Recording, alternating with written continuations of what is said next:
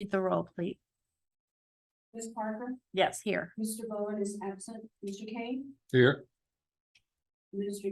Chris is not here, Mr. Knuckles, Here. we have one. Okay, so the first item of scheduled business is election of chair. Okay, so do we have nominations? Is that how we do it? Do we have nominations? Yes, you ask for nomination. Any nominations from? I guess I'll nominate Ms. Parker. I'll second that. Okay, any others? Okay, so motion has been made to nominate Diane Parker. All those in favor say aye. All right. Opposed, same sign. Motion passes. Thank you very much, gentlemen. Appreciate it. Okay, moving on to item number B, report from Public Safety Department. Item number 1. Could you- Oh. could you go ahead and- well, it's not on the agenda, so we'll do it next time. Okay. Thank you. Item number 1, emergency risk management, emergency manager. I stand over there so I don't pace awkwardly back and forth in front of you guys. Yes, that's fine. Yes, it is. Okay, we got an awesome little PowerPoint, worked really hard on.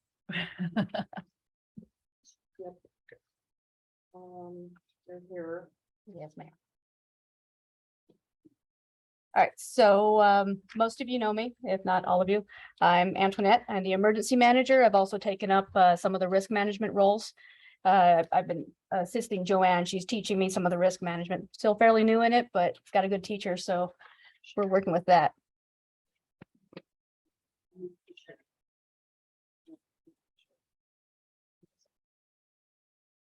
Go ahead. All right, so some of the items of my position that goes towards the Public Safety Committee. Basically, one of the main things emergency management does is we prepare for emergencies, we respond, and we recover.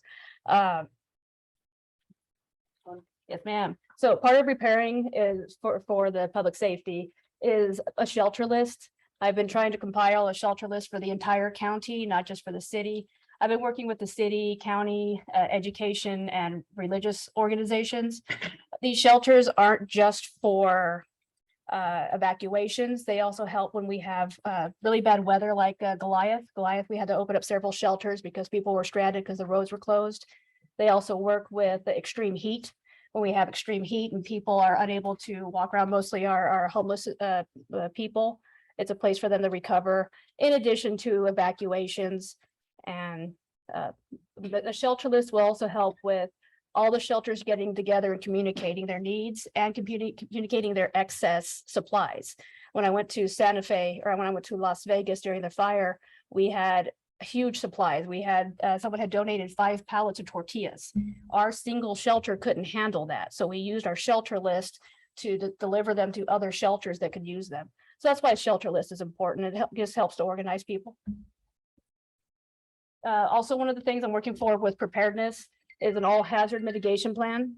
Right now, it's in the grant phase. We did apply for a grant. If we do get awarded this grant, the majority of that grant will go towards hiring a contractor, and that contractor will take over creating this hazard mitigation plan. We won't find out until the first quarter of 2023 if we get awarded it. But so far, it seems like it's on good track. We've been communicating together, making certain that all the information they're requesting is adequate. The reason why we want a hazard mitigation plan is this helps prepare our county. It's going to be a city and a county combination. So it helps prepare our city for hazards. It's going to decide what are the major hazards that are potential to hit our city. These are going to be natural hazards. They're not set up for the terroristic type man-made hazards. And so it's going to decide what kind of hazards are more likely to hit our county, what we would need to respond to that, and what we would need to recover from those. And it's going to be a list that we're going to be working together. It'll actually take about 18 months once we get the contractor to get this started. And it'll be valid for 5 years. And we're supposed to have had one right now, but we actually have never had one. So we're creating this from scratch.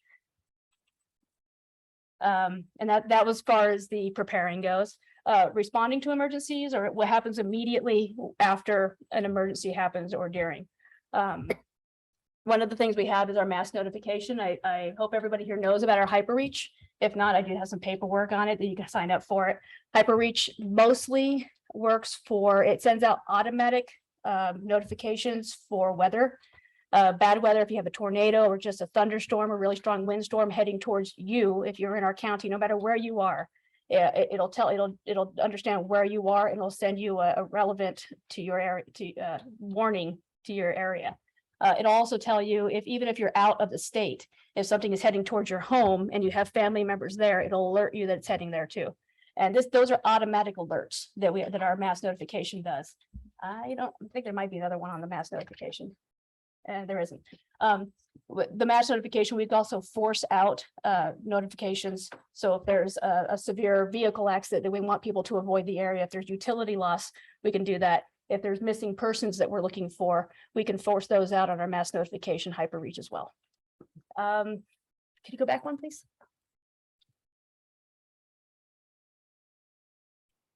Yes, ma'am. Another things that we can do when we're responding directly to an emergency, let's say for instance, a house fire.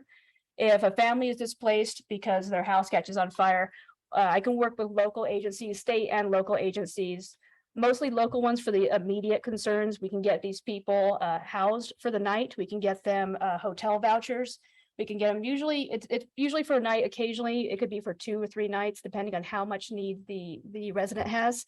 They also get food vouchers. They can get gift cards to various fast food places, so they don't have to worry about that.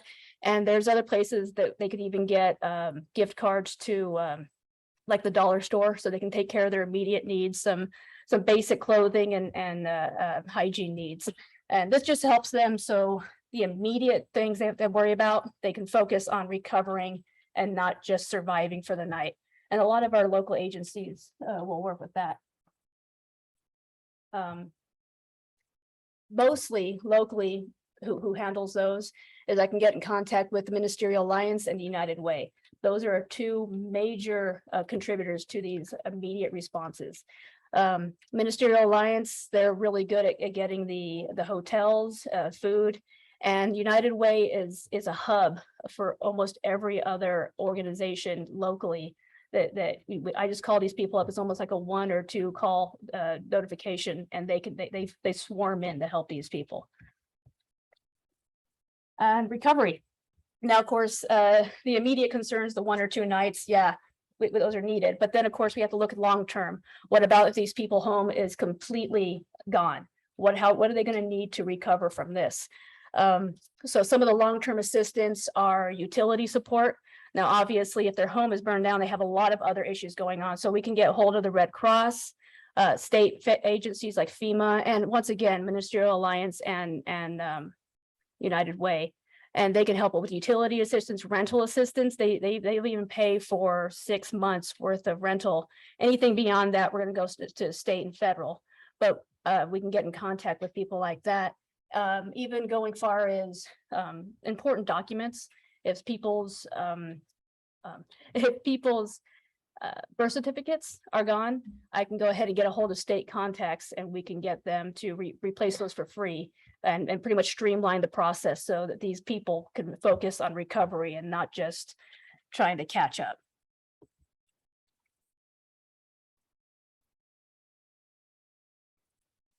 Is it the same one? Oh, no, a different one.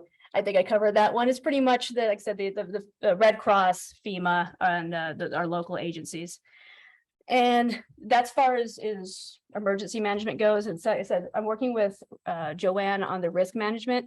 I'm still learning that, and she's been very helpful teaching me. Right now, I'm working with processing insurance claims, and I'm processing workers' comp claims. These right here will help me identify within the city employees, within the city departments, of what we need to do to improve the safety of the departments. If we find that there's a lot of claims that are coming through on certain worker accidents, we can work towards getting those fixed. If we have a lot of residents complaining about similar incidents or trying to get the city to reimburse those, then we have a target on opportunities on how to fix those and make the city safer through these claims. Some of the other things that I have is Crime Stoppers, I have been working with Crime Stoppers, and it's a similar thing. We could identify what the citizens think are areas of opportunity to correct as far as legal safety, crime safety. And I think that going backwards. Go backwards. I think so. Another thing is the health equity. Yeah, there we go. Health equity.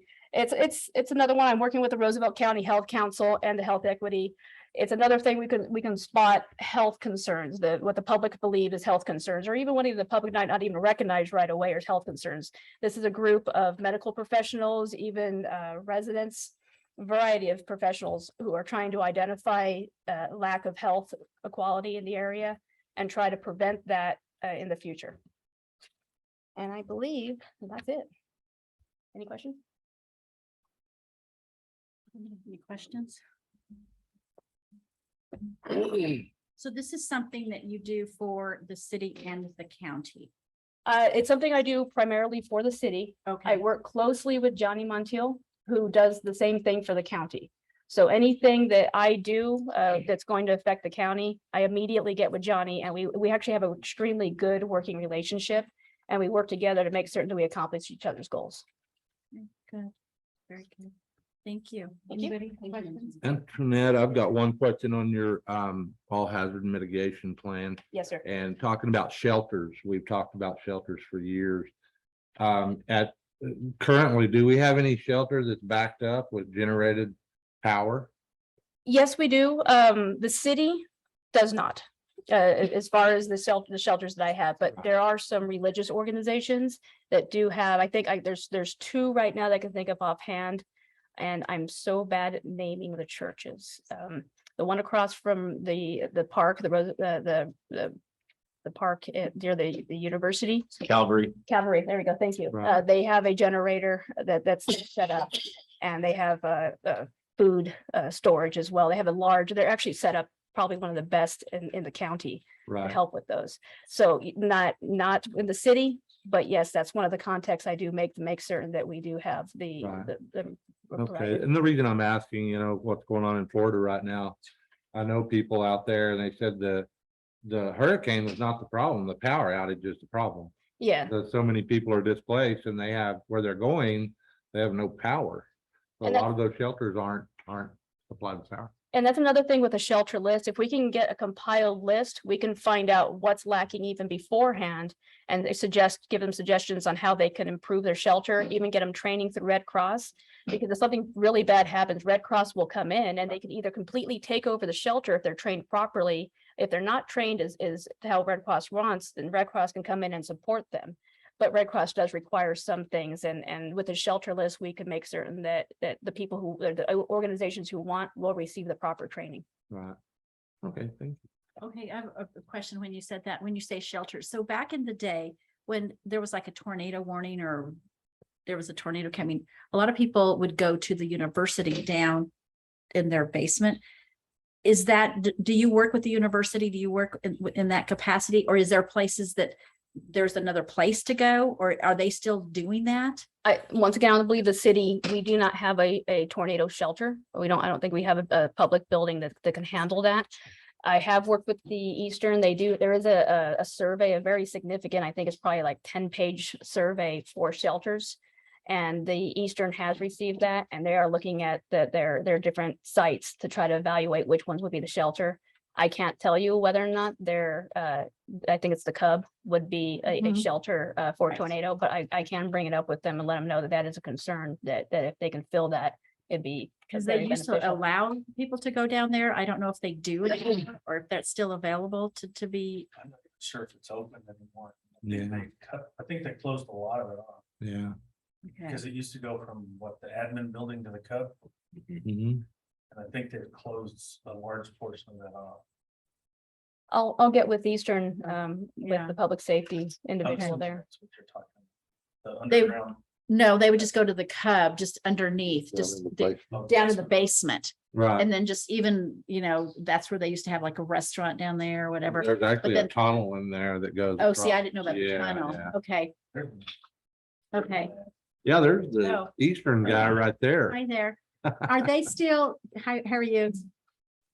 Good. Are they still allowing public, like if, in case there's tornadoes to go in the basement of the Cub?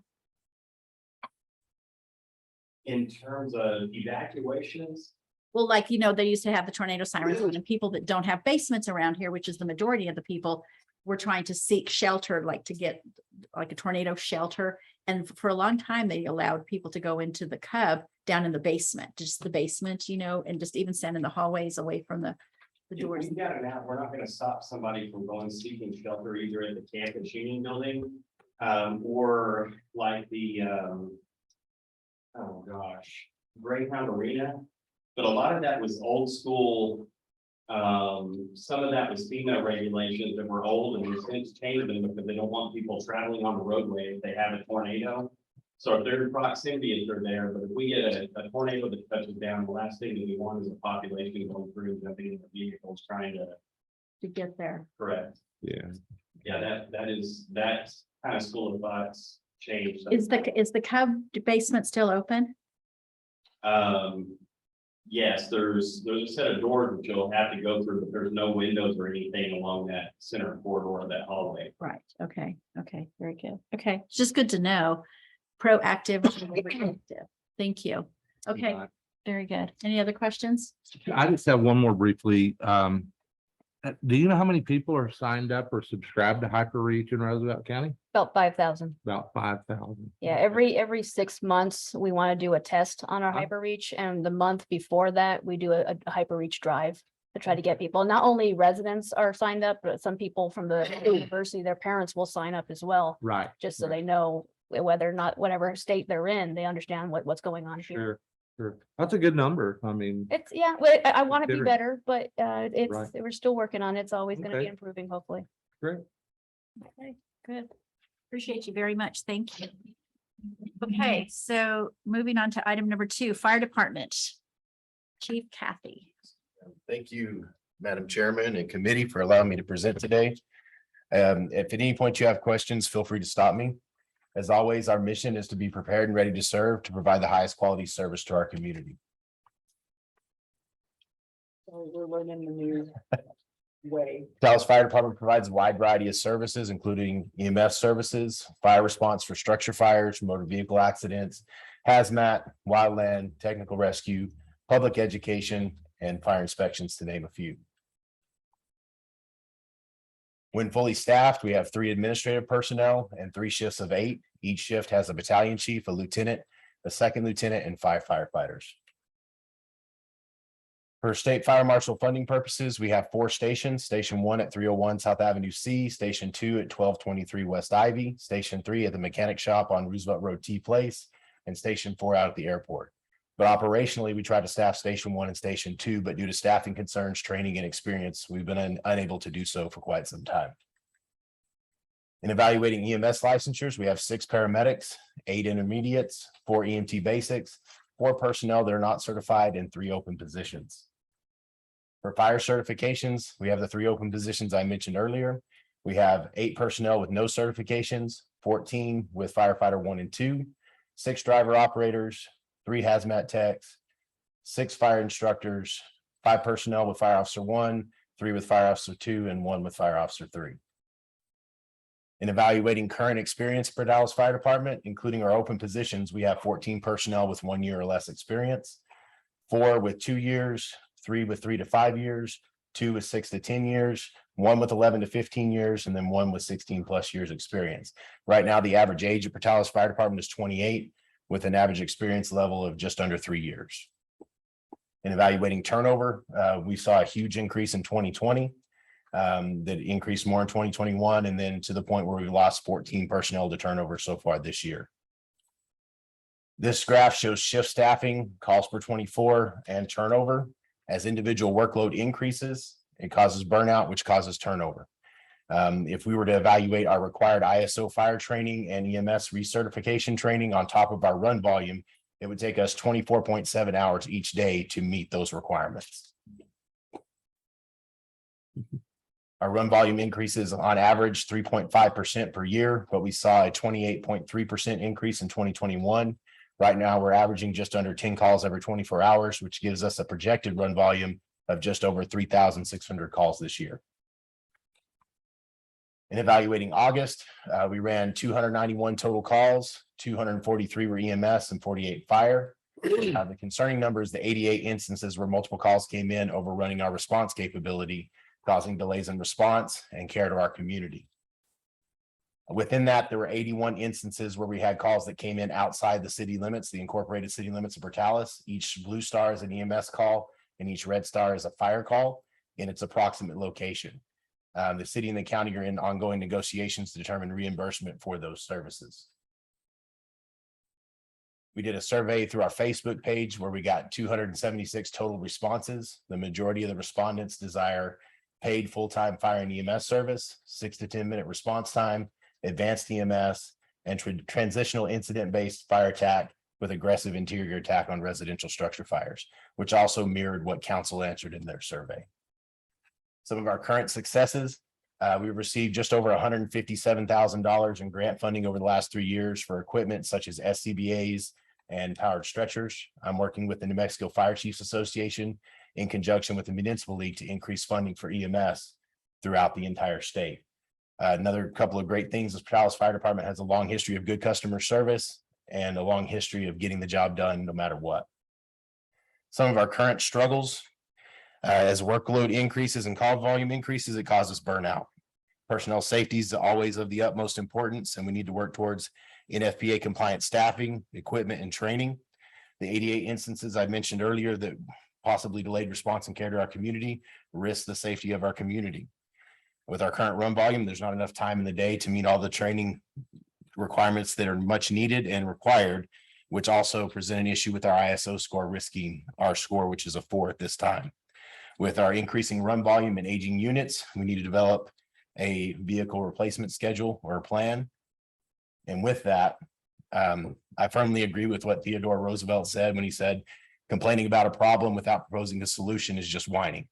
Also, retired Chief Frank Viscuso says in his book, Step Up and Lead, never walk past a problem you can solve. Increased shift staffing will decrease burnout. Having more personnel to better distribute the workload will help with that. It will increase personnel safety by working towards safer NFPA compliant staffing levels. It will also increase, it will also improve operational effectiveness, improving our community safety. It will enable us to staff Station 2 and allow more time for much needed training. It will also help because with increased staffing, we could potentially drop our mandatory callback and residential requirements that will improve our recruiting and retention to be able to spread out further and not require people move into the community per se. And finally, it will also help us improve our ISO score, which improving in our ISO score will help decrease residential and commercial insurance costs to our community. Now, I'm not blind. Sorry. You're good. I'm not blind to the fact that my proposed solutions also bring up a problem, and it's a big problem. It's funding. But increasing staffing will increase our personnel budget cost, but it will also decrease overtime costs on the city. There are many other funding possibilities, reimbursement for the services from Roosevelt County. I would propose a public safety tax split between us and the police department, because if staffing improves, we can improve our ISO score. And the improvement of ISO score will drop residential and commercial insurances more than the tax would cost. Also, I've reached out to ISO and local insurance agents to see how much that decrease would be, but I haven't received an answer yet. I also believe we need to adapt our city ICIP plan to accommodate our vehicle replacement schedule so that we can stay on top of that and have equipment that is completely in service. And I also believe we need to continue pursuing grant opportunities. Thank you for your time, and I'll be glad to answer any questions. How many people did you say left this year 14. and last year? I'd have to go back to the slide. I think it was 10. The 24 in the last 2 years, and you think it's because of overwork, I think that's the Salary. biggest portion. I'm sorry, what was that last part? Sorry. or is it salary? I do think that salary plays into it, although the city has improved our salaries quite a bit to the point where we're in the bottom range for New Mexico. We're no longer the bottom. So we are making strides there. The main reasons people do leave, though, you're 100% correct, is they feel like they're underpaid and overworked. in evaluating their exit interviews. And they go other places to continue this work of, Some do, some go to other jobs to just to make more money. Right now, the city's competing not just with fire departments or police departments, but with Walmart, Allsup's and McDonald's. At one time, Diane, when I was getting ready to retire, we had 9 personnel with college degrees. So those folks aren't here forever. They're not gonna stick around at the pay and the workload that we're seeing. They're gonna find other employment that's easier. And, you know, if you've got a college degree, that some of them stay, but not many that have college degrees. Currently, we retain 10% of new hires. well, and it's evident too in the age. Mhm. I mean, you have one that's, how many, Our average age is, well, one, as far as experience, we have one Right. person, me, that's over 17, over 16 years, just at 17. wow, And the sad thing is, I'm not blind to the fact that it's, you know, nationwide and not just in the fire service or public safety. It's a nationwide problem that we're trying to combat. Absolutely. wow, that's incredible. Okay, any other questions? So there's 4 stations, Yes, but ma'am. stations 2, we finally were able to get that taken care of and built and everything, but now we are not able to. You know, right now with our average experience level, I can't safely send 3 brand new guys over there that don't have any training. The unfortunate thing is it takes us about 2 years to get somebody fully operationally trained in fire and EMS. And it wouldn't be safe for the community or the personnel to put them over there at this time. And especially right now with us being short 1 per shift. I mean, it is a goal that we evaluate every officer's meeting that we're trying to work towards. But until we can improve experience and licensure, that's something that we're going to have to monitor closely. You said there were 8 of them that weren't certified in anything? Correct. 8 that weren't certified in fire. I can't remember the exact number of that aren't EMTs yet. I think it was 5 or 6. And right now, forgot to mention, we have 3 in paramedic class, 4 in intermediate, and 3 in basic class this semester right now. And we also have planned to do a firefighter 1 and 2 class in the spring. And so you don't expect them to come in with at least a basic when they come in? We can't at this time. Right now, we've been open for almost 2 years. We have 3 open positions right now, and last time I checked, we had 1 application from somebody that didn't have any fire and EMS experience. So with the 8 that are non-certified, Mhm. they become certified. Is there a retention program that we have that they are, I know we've worked with the police department that there's, because we became a training ground. I mean, we would pay for their certification for them to get certified, and then they would come back for just a little bit and then they would move on. Right Is now, there there's a- nothing in place. We are working towards a agreement. If we pay for their basic class or we pay for their intermediate, they are dedicated to us for X amount of years. But can't they pay you back and? Or they can bail pay it out back in anyway? bail. Yes. Oh, okay. Yeah. And the sad thing is, you know, Hobbs is offering how many thousands of dollars sign-on bonus right Yeah.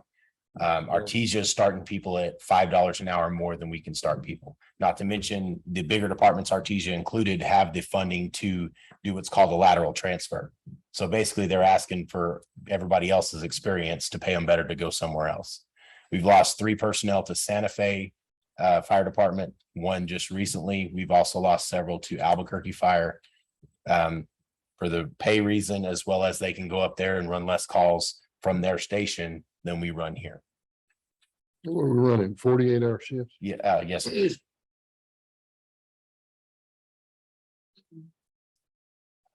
And this is a statewide issue as far as you just can't find people. Yes, sir. I just got back from the fire service conference, and it's the #1 issue across our state for fire and EMS is staffing. The difference is with us being so small and not increased staffing over the past few years, it's harder for us to take a 20 or 30% hit on a day-to-day basis than a department of, let's say, 100. Yeah. Okay. Good information. Question? Chief, I've got a million questions, but I'm not gonna ask them all. Okay. The call volume really blows me away. what has happened since pre-pandemic levels to, well, you've got 3,614 calls. When I started here, I was the sixth man on shift. Call volume was going up and they needed 6 men, so I was one of the first 6 men on a regular everyday shift. And that year we ran just under 900 EMS calls and around 400 and some change on fire. So we ran 1,300 plus calls in a year with, they're 3 times that nearly here with nearly the same staffing. So those numbers don't jive for me. We were at 7 per shift from when I started in 2005 until last year, we will get to 8. So there was obvious chances that we should have pushed or should have had the opportunity to push to increase staffing throughout the years. Because in my opinion, we should be at 10 per shift right now, trying to get our 11th to meet NFPA requirements. Yeah. Well, as we all know, sometimes that's the golden egg, and Mhm. it's hard to obtain the golden egg Yeah. when we're dealing with budgets and cuts and things. And I know you're probably dealing with cuts now, but we did quite a few years in a row. Mhm. And the question of more personnel did not come up. It was taboo. So, at some point, where are we gonna look at solving the problem and not tripping over dollars to pick up dimes? So. Callback, you're showing that you're gonna do away with callback? Potentially. A lot of it depends on department morale at that time, because if we could get to 11 per shift, not only would that minimize their amount of days they would have to be on call, but it would be at a point where we had safe staffing levels to where we could eliminate it, depending on the needs of the department at that time. Right.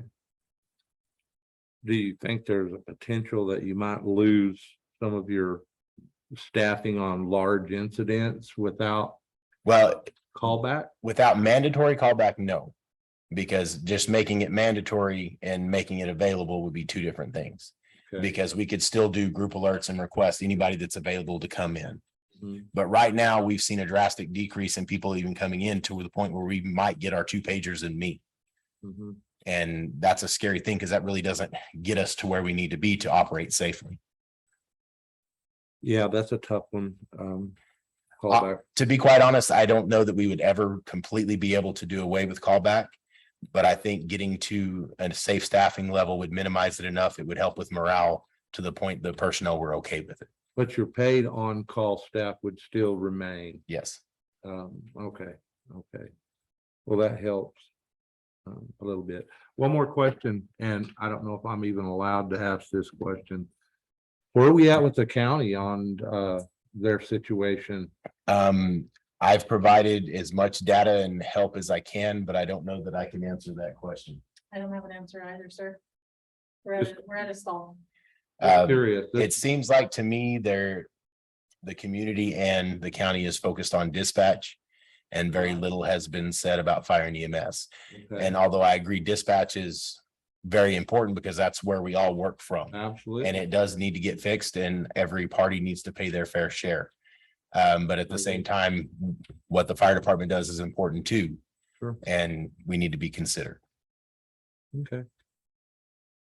Well, that's all I've got. Thank you. It's obviously with the number of calls. I know. Oh, my gosh. Yeah. And just out of curiosity, out of these 3,600, how many of them are actually emergent calls and how many are just got a runny nose type call? That's always been the debate that me and your son have had many, many times, because we all agree that things that the public call for an ambulance for, we would never do. I would say in the neighborhood of 50% are what would be classified as real emergencies, but in the great state of New Mexico, they call, it's an emergency to them, and it's unlawful for us to not respond. The big areas we saw increases in run volume in 2021 was public assist, seizures, drug overdoses, car wrecks, and psychiatric. And part of that was the pandemic. Part of it was the way the pandemic was handled.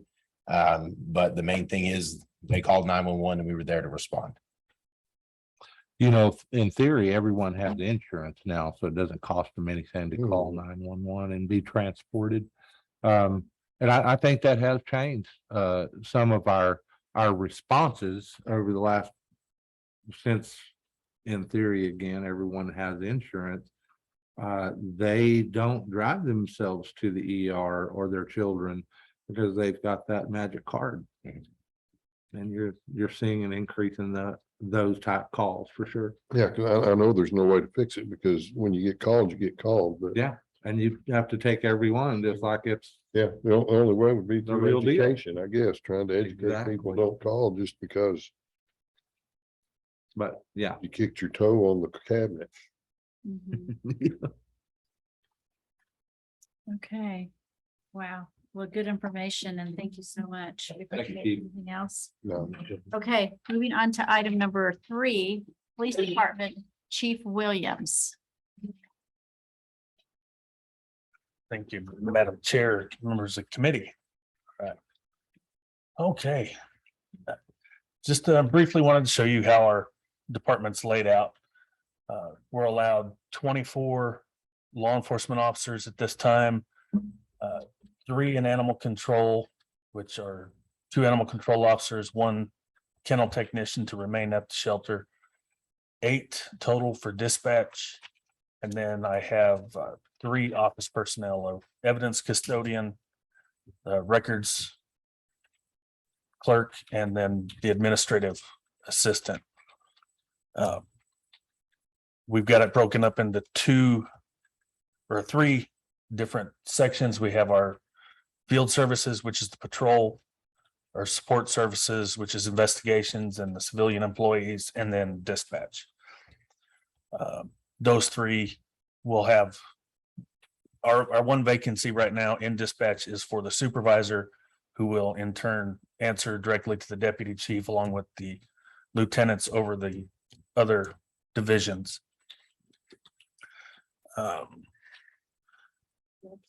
Sure. Yeah, so right now we have 7 personnel in our support services division, 15 in our patrol service division, so just over double on the streets versus in the support, which is our investigators and the animal control supervisor. And then the 2 in administration are myself and the deputy chief. Like I said, our communications personnel is the 8, with the 1 being a supervisor and 2 of those, aside from the supervisor, being TAC officers. The TAC officers are responsible for ensuring compliance with NCIC entries, doing validations. A warrant comes in, it has to get validated down the road. NCIC will send us a notification saying, check, make sure this is still an active warrant. Check and make sure this missing person is still missing, this piece of property is still stolen, things like that. We're short 1 animal control officer still. We can't seem to get anybody to take that position. So, and then we recently got a kennel technician back in there. So that's going to be very helpful to hopefully help us, along with some other things going on that will allow us to open up the shelter again to the public, because right now our temporary location's just not, it's more of a liability to the public to let them in than anything else. So we're trying to work with bringing animals to people if they call.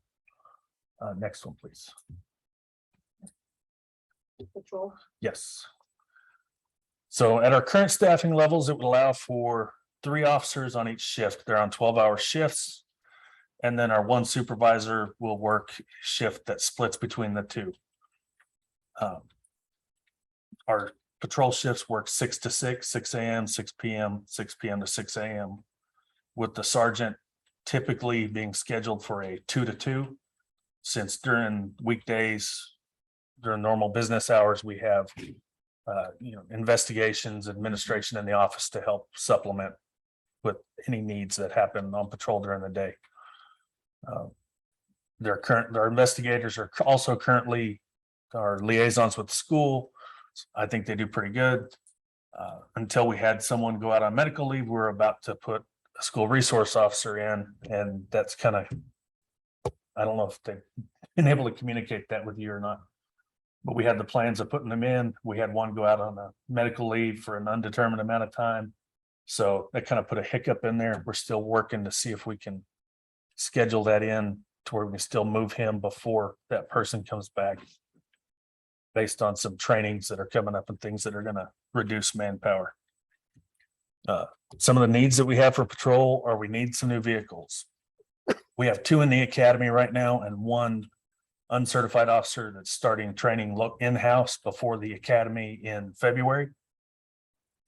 So we'll need units for those 3. And we are constantly going through the mechanic shop to try to keep those vehicles running so that we can get those 3 in vehicles that won't. Well, that will make it to the calls.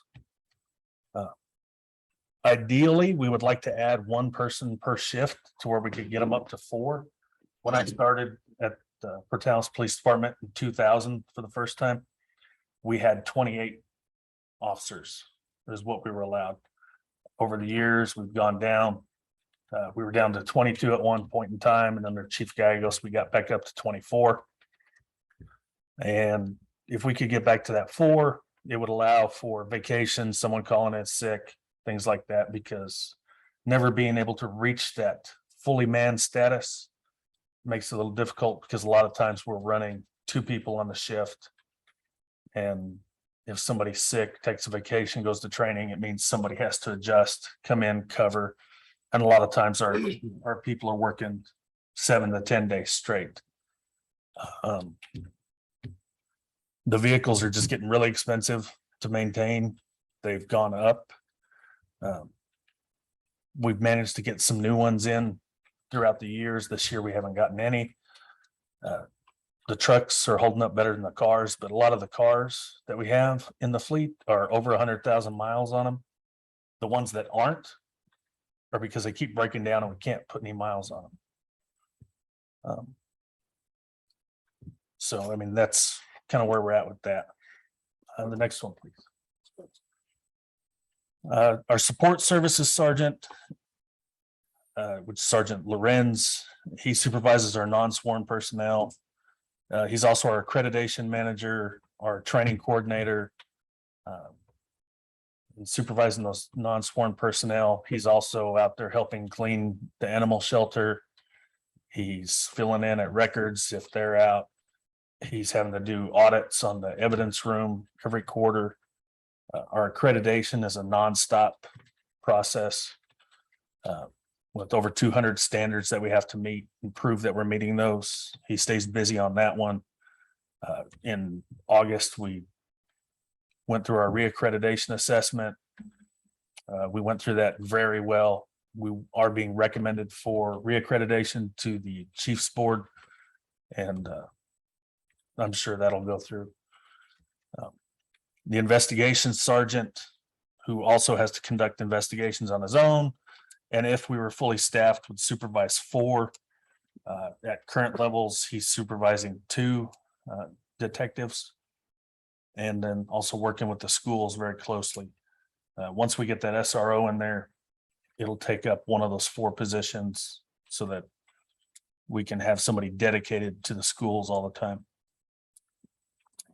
Our needs there are, if we could add 1 more personnel, we could either do 2 school resource officers or have 4 investigators and 1 school resource officer. It would just be ideal. Getting some new vehicles for them would be very nice. The 2 of the vehicles were purchased new when I came back almost 13 years ago. And 1 of them was here well before that. It's got well over 100,000 miles on it. And then if we could get some space to replace our conference room that we moved dispatch into, so that we have a major case like a homicide and we have the major crimes unit come in, we'll have a place to operate out of. We've looked at multiple options with that. We could get a portable building, bring it in, put it in the parking lot on the backside of the building, or have another location for that. Next one, please. Our communication center, as we all know, they answer all incoming calls for fire, police, EMS, animal control, and all of the 911 calls for the county. We maintain all the warrants, orders of protection, missing persons, stolen property files for the entire county. And in there, we need more personnel more than anywhere else. At 8, well, right now we have 7. And they're working 10-hour shifts so that we can get a little bit of overlap. So the shifts overlap on 1 day a week. So and then at the 10-hour shifts, we have a little overlap between the shifts as well. So if things need caught up, breaks, things like that, that's their only opportunity. Because other than that, during the day, we try to have 2 people in there at all times so that they can at least get up, go to the bathroom, try to take a break, get something to eat for that. And then I'd also like to try to see us increase the funding for them. Our law enforcement protection money covers for police officers. It doesn't cover for the dispatchers. There's nothing there for that. For many years, they haven't been going to training, and we've been sending them to training since we took the communication center over a few years ago. In fact, we have 2 of them who have graciously volunteered to go to a grant writing training in the upcoming month. So that should be beneficial. The next one, please. Like I said, animal control, we're currently in need of a permanent new facility. It'd be nice to be able to replace some of the kennels that are getting older. And, when you clean them, water does some damage to metal. And then the 2 vehicles we have for animal control were here when I came back 13 years ago. We just had to replace the transmissions in both of them. And of course, the maintenance on the doors and things like that. It's just making those need to be retired and replaced at some point. And then the recruitment for in there has been more difficult than even on those for the officers or in dispatch. We've got a new proposed location that we're looking to trying to get on North Abilene, which would be a 6,000 square foot facility. And just on the building itself. And it's a nice cinder block structure. Most of it's open. We could get in it very quickly, but nothing more than some degreaser and elbow grease. So we do that. It's already got an office set up and with the bays and probably some addition of some more floor drains to what's already there. We could make it a very nice animal control facility, with giving us the problem of the options would be which one to pick as to have a problem with it if we did it. And next. Overall, our department needs vehicles is a huge one. Like I said, we've got many vehicles over 100,000 miles. That's just not safe. They're constantly breaking down. Air conditioners are going out. Sometimes they don't start. That's not what we need when we're trying to get people to respond to emergency calls. I said the animal control vehicle is over 13 years old. It'd be nice to be able to get a dedicated vehicle for the communication center. So when we send them to training, we're not having to send them in an administrative person's vehicle or a detective's vehicle to go out of town to training. The space, like I said, we really need the space for a conference room, training room, whatever. And then with some of the new laws, the retention for evidence is going to cause us a burden, especially with firearms. You can't just stack them. And if we're going to have the potential to have to turn them back over to people, we don't want a, generic worthless gun turning into a family heirloom that's now priceless and it's got rust on it and it's lost all its value.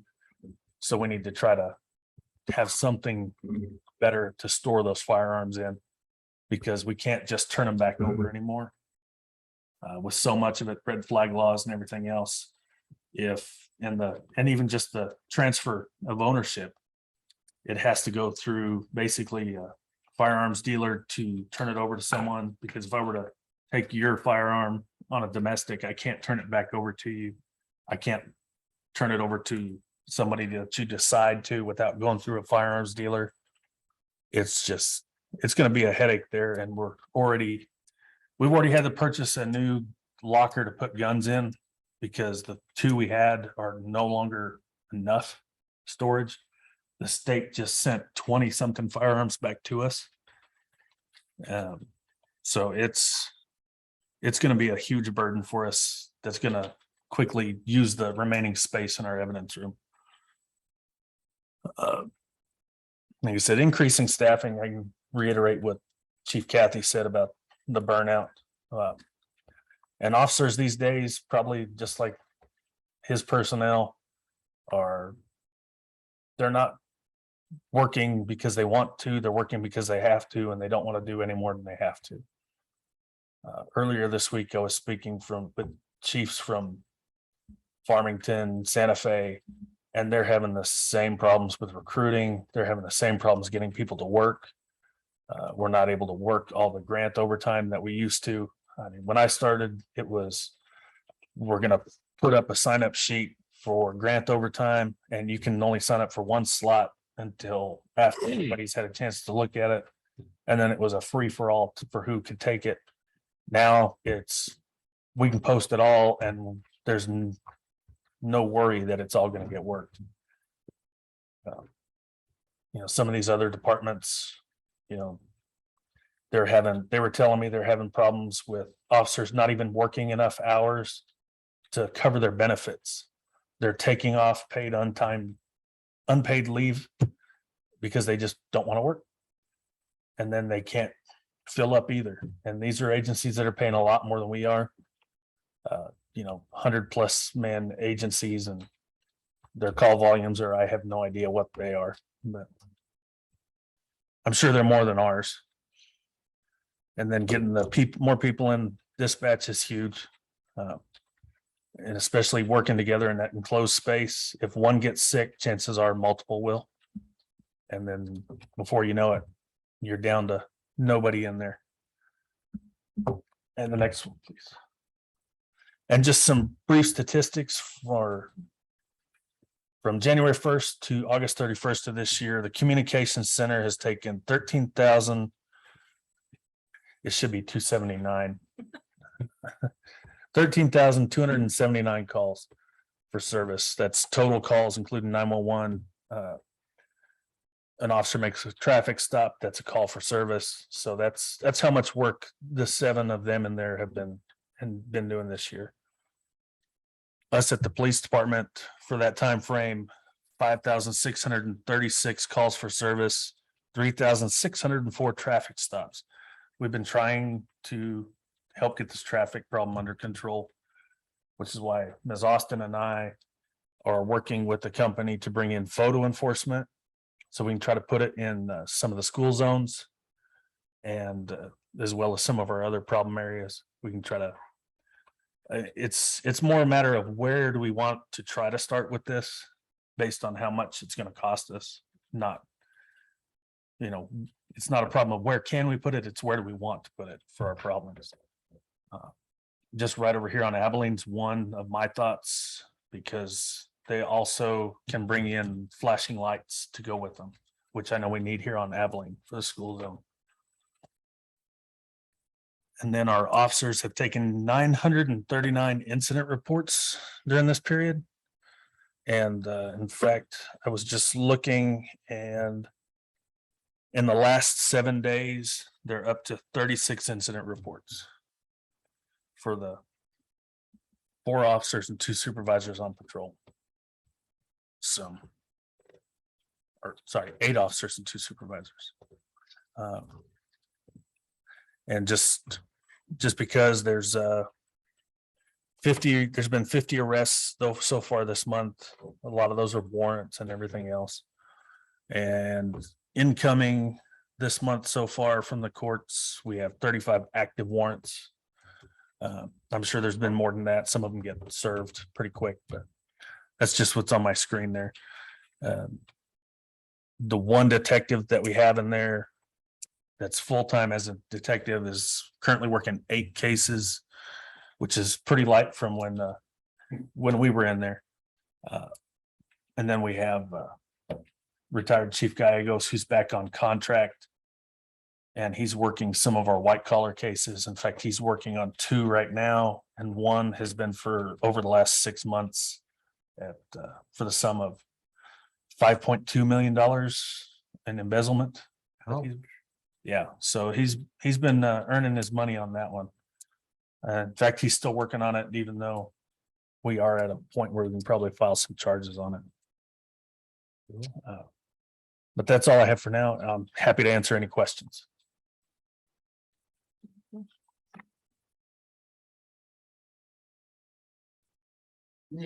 And I know we've talked, but you think how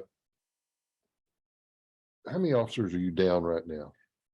Currently, I'm down 2 with 2 in training and, 3 in training, 2 in the academy. So, And with the officers you've got, whenever you're full, and you talk about burnout, is a 12-hour shift a shift for burnout? I thought so until I worked them. But what it does do is it gives everyone every other weekend off as a 3-day weekend. So So whether they work 4 days on, 3 days off? they'll do the longest stretch if they don't work anything else is 3 days. So like if they work Friday, Saturday, Sunday, they're off Monday, Tuesday, come back and work Wednesday, Thursday, and then they're off the following Friday, Saturday, Sunday. If they work that, then they work Monday, Tuesday, off Wednesday, Thursday, work Friday, Saturday, Sunday. So, and in effect, if they take the right days off, they could take a Wednesday and Thursday off and be off for a whole week.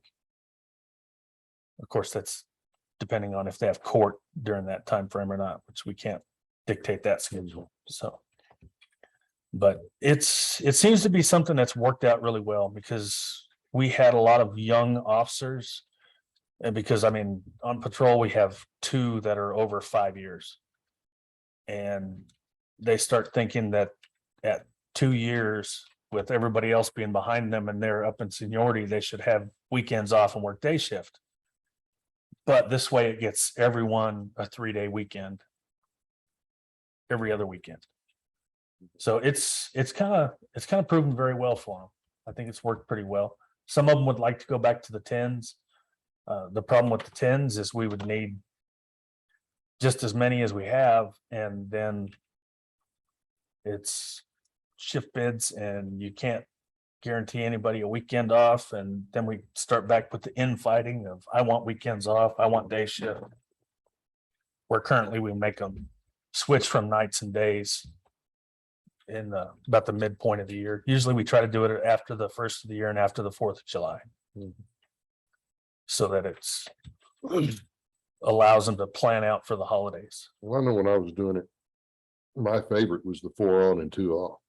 Because it rotated, you were always on different days, Right. but we were working 8-hour shifts too. Mhm. We went to the 10-hour shifts and I really didn't care for that. Because you were always stuck wherever you were. Right. But I know everybody at that time really liked the 4 and 2. Right. You rotated days off every week.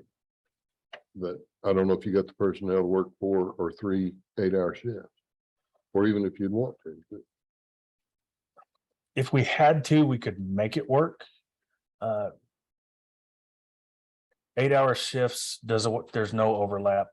10-hour shifts, you at least get some overlap to where you can try to have a little bit of time to get reports done and do other things. But then it's no matter what we do, people are gonna be unhappy. Oh, yeah. Well, and you were talking about if you could have 4 on a shift, you would want 4 officers on a shift. Would you not want to have at least a sergeant then on every shift? If we had multiple shifts, yes. And like right now we have, like today, our day shift works till 6. The sergeant came out at 2. So we have a sergeant out every day with those personnel, and he'll be out till 2. So there's only 4 hours for that night shift to not have the supervisor out if he gets to go home on time. And we also give them the latitude that if they need to, they can slide that shift up or down, come in earlier, come in later. If they need to spend more time to help somebody with something, or if there's an event planned, things like that. So it's, like I said, it's really tricky. There's gonna be some of the department that would be all for going to 410s. There's some that wouldn't. Typically, it's your newer people who aren't fans of it because they know they're gonna be working every weekend.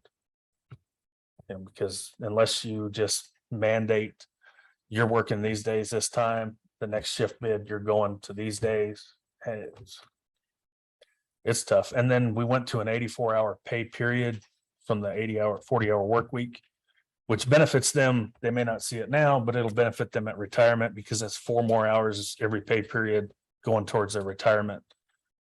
And so if we did 10s, it would actually be 10.5-hour shifts. So it would, when we did it before, I think we had an hour overlap between graves and days. And I want to say there was a 1 or 2 hour overlap between days and swings. And then the swings and graves had, I want to say, a 4 hour overlap, which increased our manning during that time if people weren't taking off. So Well, I guess times are different. I know when I was doing it, everybody wanted to work that Friday, Saturday. I did. I worked Friday through Monday for the longest time, and Yeah. I worked graveyard shift for most of it. Yeah, we like well, it seemed at that time you had something to do if you get to work Friday and Saturday. Well, that and when I had young children, it meant that I was available during the work week to attend their school functions and things like that. Or be the daycare, because daycare is expensive when they were younger. And my kids, my oldest one especially saw the courtroom frequently. He saw classrooms during training. He's probably got as many certificates as some of the officers. But it's one of those things, if we ever get full and stay that way long enough, we'll probably throw it at them and see if they want to try to go to a 10-hour shift.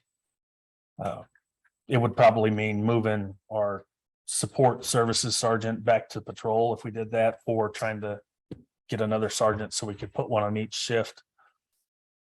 But it seems to be working out fairly well right now, but it's keeping our manning. We got people there. If we got somebody taken off is the tricky part. So hopefully in January, we'll get a little bit of daylight where we can put one more on 2 of the shifts at least. And then hopefully we can get a second one to go to this next academy so that we can try to have those 4 on patrol. So it seems like every time we get close, that's when we start losing people again. Hmm. So, Well, I can see why people wouldn't want to be officers right now. right. You know, Sure. just with the general way people think and talk and do and what's going on. Absolutely. I don't know that I'd want to do it No. today. Right. I mean, that's like today during the day, we were at schools for calls. So the detectives were over there. Myself, the lieutenants, I know we went on several calls today to help support the day shift. We're doing whatever we got to do to make it happen. And if it means I've got to come out and cover a shift, then so be it. That's what I'll do. Chief, with that said, do you have any callback assignment of any kind? No, sir. No. Okay. No. Do you think that would work as it does in the fire department? I don't know how the rules would apply for us on that. I know we would have to compensate them. The only ones Sure. who do it are investigations. And we give them, they're compensated for when they're on call. So, Right. and we've just had an So in in-house the agreement. event of, let's say you've got a homicide and a structure fire, you're blocking streets for, you don't have anything to fall back on other than what you have on duty? We tend to answer and come out really good. We've got a really great bunch that in an emergency, they are all hands on deck, and Good, we can good. pretty much get almost anybody. Awesome. That's good to hear. And then our administrative staff, myself, the deputy chief, the lieutenants, we're Mhm. out there at anything major. We're all out there. Sergeant Lorenzo come out of the All support. hands so- on deck, as they say. Yes, sir. Yeah. And then for us, for major things like the homicide, we have the major crimes unit that we get to fall back on. Sure. that handles the big part of the investigation with the assistance of the DA's office, Clovis, Curry County. Very good. So- I'm sorry, Mr. Kane, I didn't name to butt in. No, I'm sure. You there, that was on my list. Okay, anything else? Okay, so I have a question. So the big thing that you were talking about was vehicles. Yes, Do you have, is there a setup program? I know we all talk about working from experience, and of course, when I was at the schools, we knew that when we purchased a new vehicle, within 4 to 5 years, Mhm. that vehicle, the amount of time that we used it and took it out of town and used it, that it would get to a certain mileage approximately. So we were always budgeting, and there was always a constant budget and a program in place that when that came, we would rotate those vehicles. So no vehicle, of course, a lot of our vehicles are used for transporting students. And then when that vehicle is complete and basically run its course, and I think it's over 100,000 now, isn't it? For a while, it was 100,000 miles, and then we would have to go into a new vehicle. right. It's used within the district, other places. So there was always a budget with money going into it constantly. So there was always for that. And then you'd use state contracts, correct? Yes. You go through state contract. So do we have something like that? We don't For have vehicles? anything, we don't have anything in our budget for vehicle replacement. We haven't since I've been involved with any of it under Chief Gallegos and everything else. The vehicles we've gotten have been from capital outlay or junior bills. And I think one year we got 3, and I think that's the most we've gotten at a time. Ideally, it would be with 24 officers. If we did 4 a year, the longest one would be on the streets would be 6. If we did 6, we could go 4 years, or although we can stretch out an investigator's vehicle that's not on patrol all the time, it's going to last longer. A vehicle for me is going to last longer. So, we could probably rotate through patrol vehicles if we got 4 a year in 4 to 5 years. That would be the oldest one. But like this last year, we didn't get anything. So we haven't been able to replace vehicles this year. The year before, we got 2. I think the year before that, we got nothing. And then the year before that, I believe we got 1. We still have take-home vehicles. Yes, ma'am. Are there any grant opportunities available or funding for vehicle replacement? I haven't found anything yet. Not anything at all? No. Isn't there still the law enforcement fund? I don't remember what it was called. The Law Enforcement Protection Fund, this year we got 65,000 in it. And we're using it to do a lot of other equipment replacement training. Training's more expensive now to equipment. But it really vests. doesn't give you much. No, next year it's gonna go up and I can get at least 1 vehicle out of it, Right. because a new outfitted vehicle is gonna cost me over 70,000. And it might take you a year to get it. The last ones we got, we got them in right under the nose of losing the funding. Wow. Because by the time we get it, it's September, October, and then we can place the order. And depending on how far out it is, and then the upfit, we got them in late June this last go around. Right under the nose of losing that funding in July. And right now vehicles are just hard to get if you order them. Yeah. Yes, We've got a van on order, been almost a year. Maybe it has been a year. You just can't get them in. right. And then for the animal control vehicles, if we were a private organization, there's grant funding out there all over the place. But because we are government, we don't qualify for that. So I think we should look into proposing some type of vehicle replacement program, investigate what we could do, what we can't do, and start from somewhere. Yeah. Because that's what I'm hearing is vehicles a lot. Mm-hmm. all over the place. The Bosque Farms chief managed to talk to all his legislators and was able to almost completely replace his fleet. Of course, he's a smaller police department than we are too, Right. but I think he said he got 8 or 10 vehicles this year. So I'm Then gonna, too, you almost like them staggered. right, Because I mean, if you get 8 or 10 new vehicles this year, then in 5 or 10 years, 8 or 10 then all of more. a sudden you need 8 and 10 more. yes, You know what I'm saying? So yes, this happened and it's like, oh, we're excited Right. because we have new vehicles. So I'd rather get 2 or 3 new ones this year and then next year just continually rotate right. some kind of a It's, program where it, it's much like we do with our computers. Right. It's, we get so many a year so that, because especially with technology, it's out of date in 4 to 5 years. Oh, yeah. Yeah. Yeah. So So what would be wrong with looking at a public safety tax that might help subsidize the vehicle problem? Obviously, no one likes taxes. I don't, you don't, but yet we're gonna have to put some vehicles on the street somehow. And would that be something that would have to go out for referendum as far as I think the county, imposing a tax of that sort? didn't Maryland determine that it has to be the county that would do it? The city can't, The city can't. the city can't, the county can't. Do a Public safety public tax. sector. What I about, believe is what what about finance. told sales us. tax?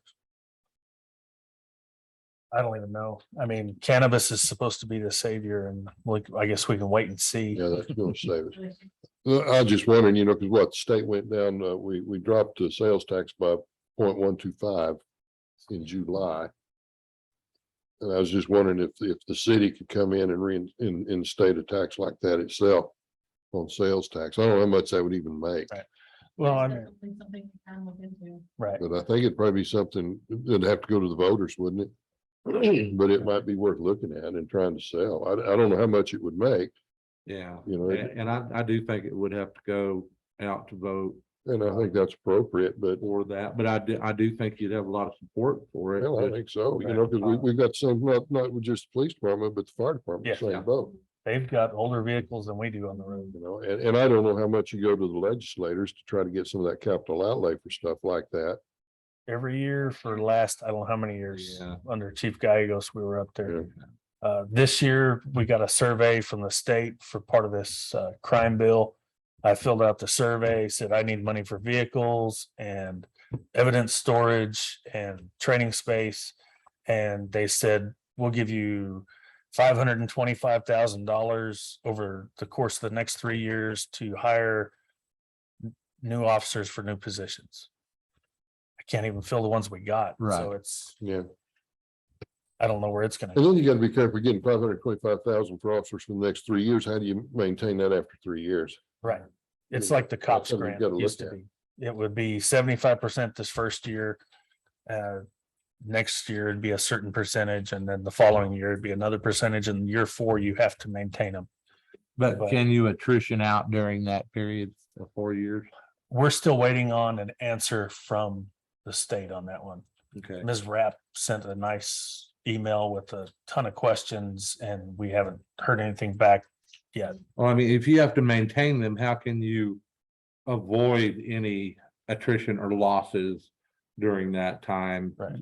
to meet their requirement? You really can't. Well, when they sent it to us, they didn't really give us any reasons. I mean, I don't know if Chief Malden got anything from it or not, but I was talking to the Sheriff Helton and some of the other chiefs yesterday at the academy down in Hobbs. And they're in the same boat. We can't fill positions. It's of no use to us. I mean, it's money that the state's gonna get to keep. Because if we don't fill it year 1, then we don't have it for year 2 or 3 anyway. Sure. And I expect there'll be some legislation coming through this next session for law enforcement, or at least it sounds like it. Now, I think a lot of it though, I think they're gonna pump a lot of money into school security Right. is what I Oh, think, but I yeah. don't know about law enforcement. I know both candidates are talking about. I wanting to think you'll support law see, I enforcement. think you'll see a pretty good fund on law enforcement and schools, obviously. Yeah, with I the think security. that's where they're gonna put a lot, but. Well, we've been advertising for a school resource officer for a little while now and we've had 0 interest in it. And like I said, I'd love to have two for it. I Well- think we could easily benefit from having two officers in the schools. Just finding them.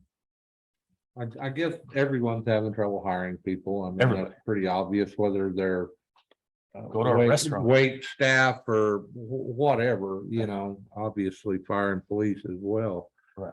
And that's, I keep hearing burnout pay, and that's nothing new. Right. But what can we do collectively to come up with ideas for recruitment and retention? I know that's a cliche word, but Right. again, we're at a point to where we're in dire straits.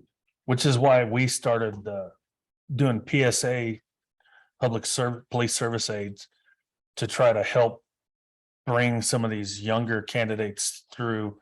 And it's working out okay for us so far. We've got one in Right. the academy that started that way.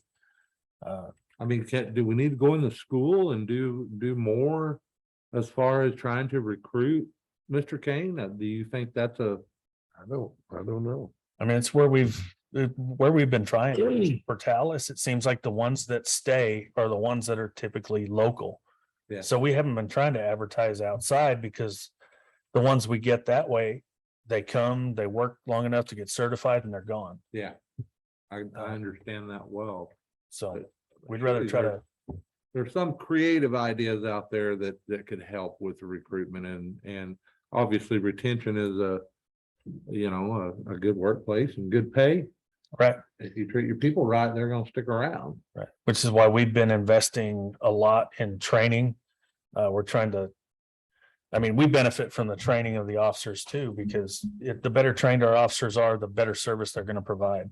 Right. And then let's build them. I mean, if I have an officer that says they wanna, be a investigator, I'm gonna build them towards being an investigator. If they wanna be a patrol officer working crashes, I'm gonna build them that way. If they wanna be the interview guy, I'm gonna send them to classes to help them with that. If they wanna try to climb the ladder, I'm gonna try to help them go to management classes and learn to be a leader.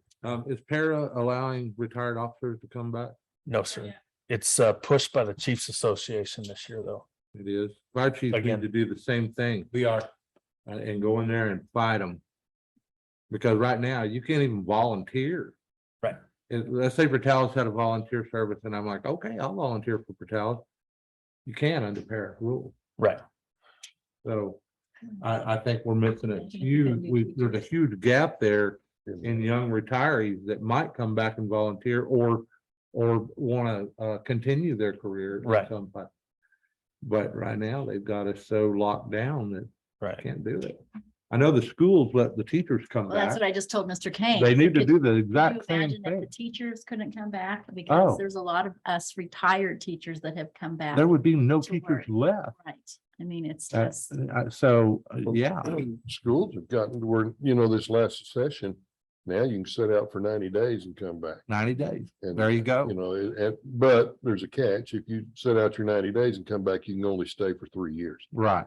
But if you sit Better out a than- year, you can come back and go until. Yeah, better than them punishing you for trying to go back to work is exactly what para is doing to police and fire. So, it's and that's it's unfortunate, 'cause ridiculous. there's so much, I mean, knowledge and experience and. Yeah. Oh, my gosh, to be able Right. to come back and do that. So you And guys, it's unfortunate because I know at one point I was on the board for the hospital.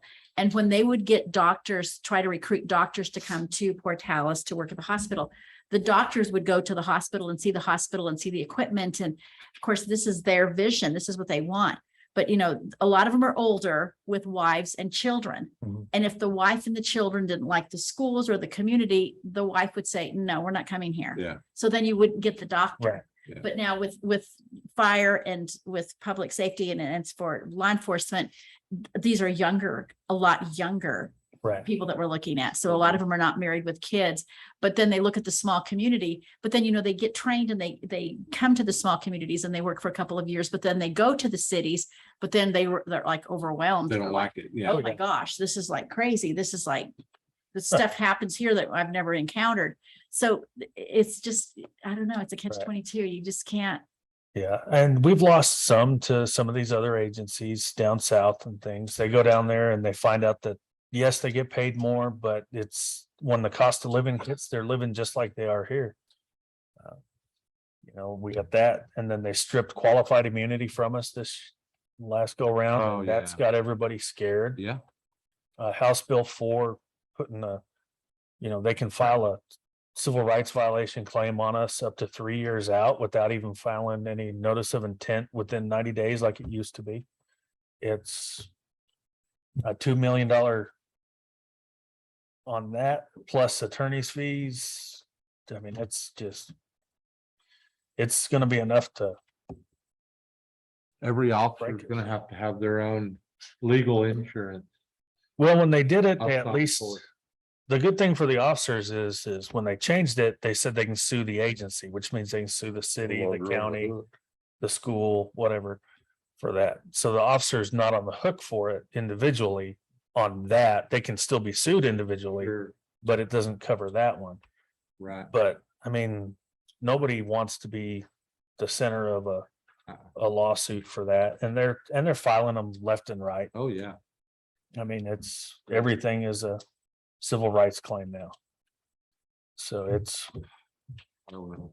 I think we're looking at our second one this year already.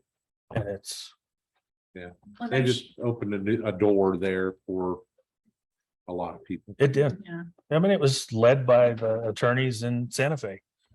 They're, Well, that's where they make money at. Well, and I'm sure what we're talking about and what you're going through, both of you chiefs, is something that like you said, that you've never heard before. I mean, it's, keeping the retention and getting Right. trained officers and certified officers and the pay and then the vehicles and then, I mean, everything. And it's just a continuous.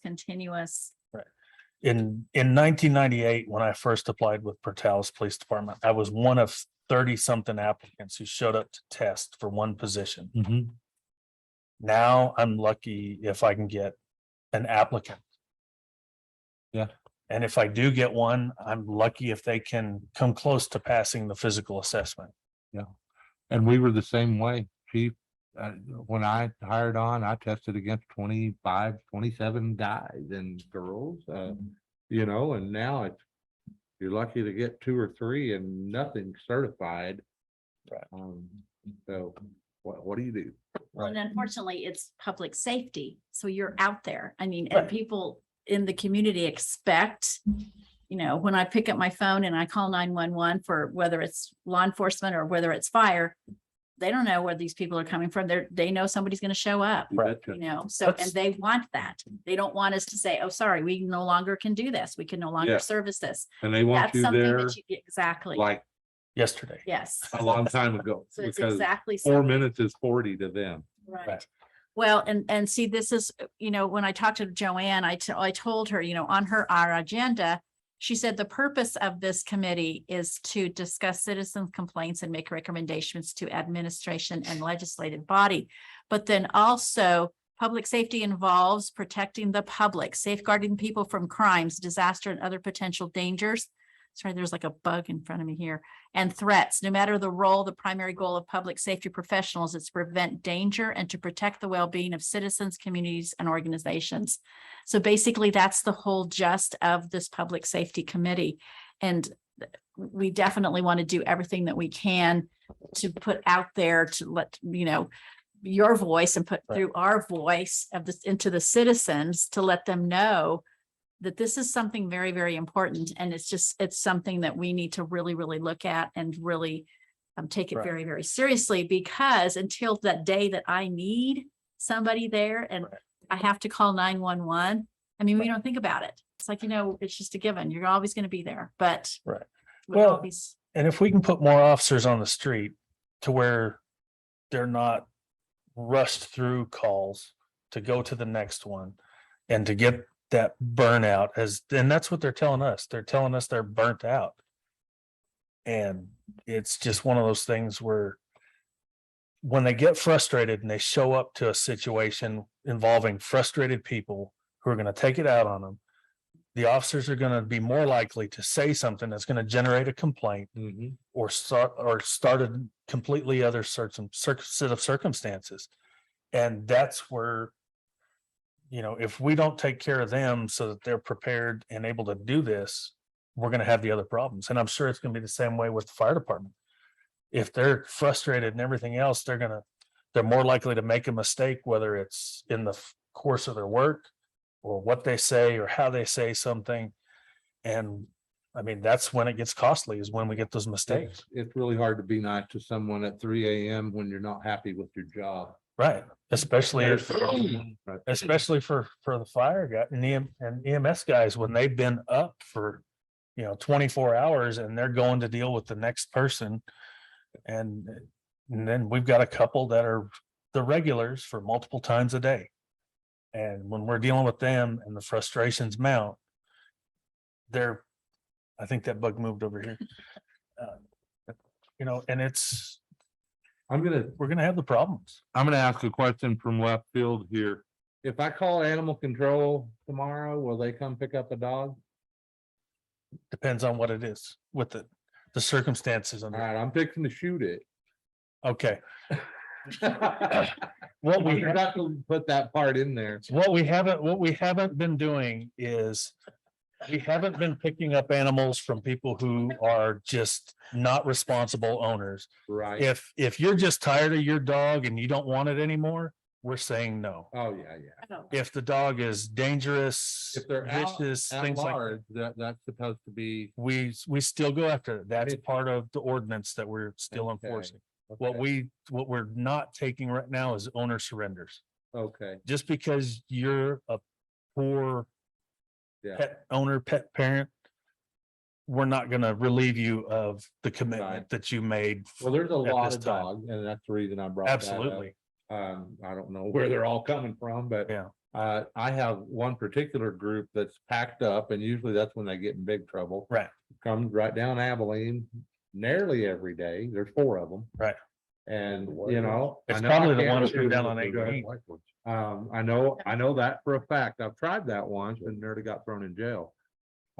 So I mean, what do you do? Call dispatch. We will, Especially if they're somewhat aggressive, yes, like I said, we are still complying with the ordinance and state statute on animals that are vicious, injured, running loose.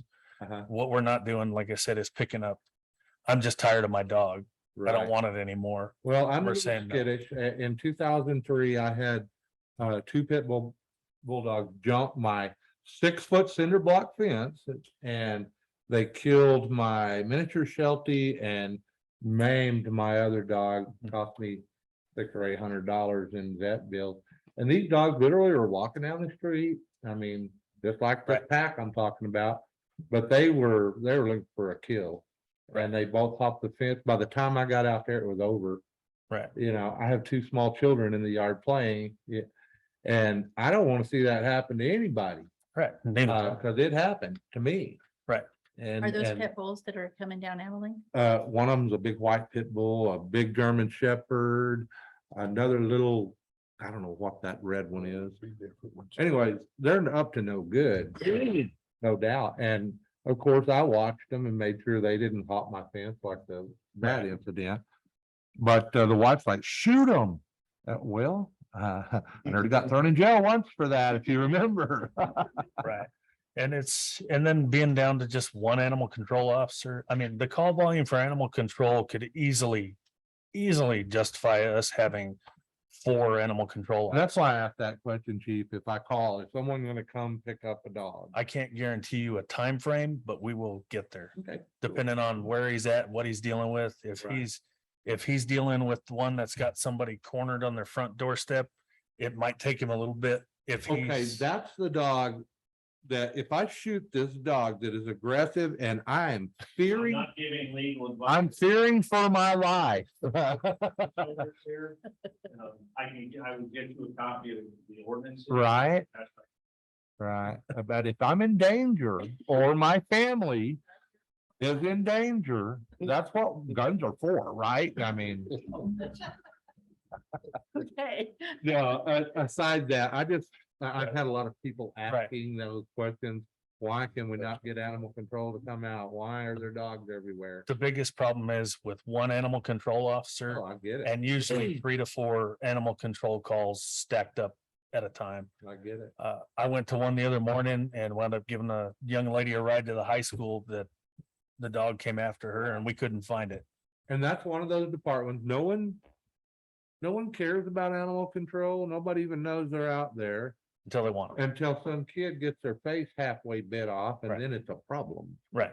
You know, and that's gonna happen, you know, Right. I hate to say it, but it will. But no, we're still 100% doing our due diligence to get to every call. And with the priority based on the urgency of it, Right. we'll get there. And if it means the officers have to show up, the only problem is the officers don't have catch poles. Right. They got guns. They- Enough of that. No, We ran into that. Chief? No. No? no, thank you, Chief. Thank you, Chief. you. We appreciate it very Thank you all. In my office Yes. already.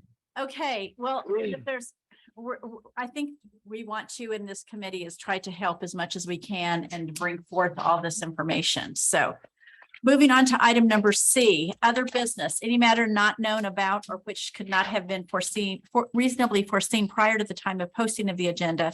Discussion only, no action may be taken on any other business. Anybody in the audience have anything that they would like? Yes. Ms. Miss- Parker, the mayor did want the chiefs to start thinking about some more active shooter trainings in the schools. I Okay. told him I'd mention that on his behalf. Very good. That was one thing that I was going to bring up is that I think this is something that is on everybody's minds, especially those of us that are in the schools. So we appreciate the time and everything that we have that's again, proactive rather than reactive. Anything? No, because we've been doing it in the schools. They've Okay. been, police have been coming to our lockdown drills. They've been giving advice and things like that. Okay, very good. Thank you. So, they've worked with us really well since started school. And then there's good communications. Any involvement with fire and EMS in those training and drills? We've had witnesses for the lockdown drills to participate. We're still working towards staffing to shore up our active shooter SOG. Okay, Um, Good. That way we can do joint training to make sure that we're better prepared. awesome. Good. Thank you, Miss Austin. Anybody else? No, anybody from the committee? Okay, I guess I do. okay. Are we gonna meet again? I think we met like 3 years ago. Yes, yes. So I think what we're going to try to do is meet once every quarter. Is that correct? Yes. Yeah. So not necessarily every month, Mr. Kane, but once every quarter, unless there's something that comes up or there's a reason to meet before that.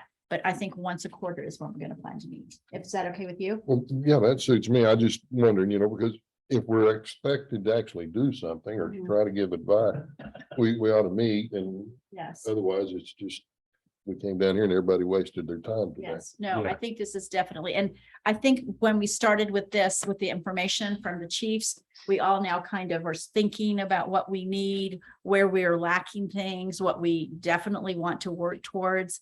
And then the reason, that's why I wanted to refresh our memories onto the reason for our public safety committee.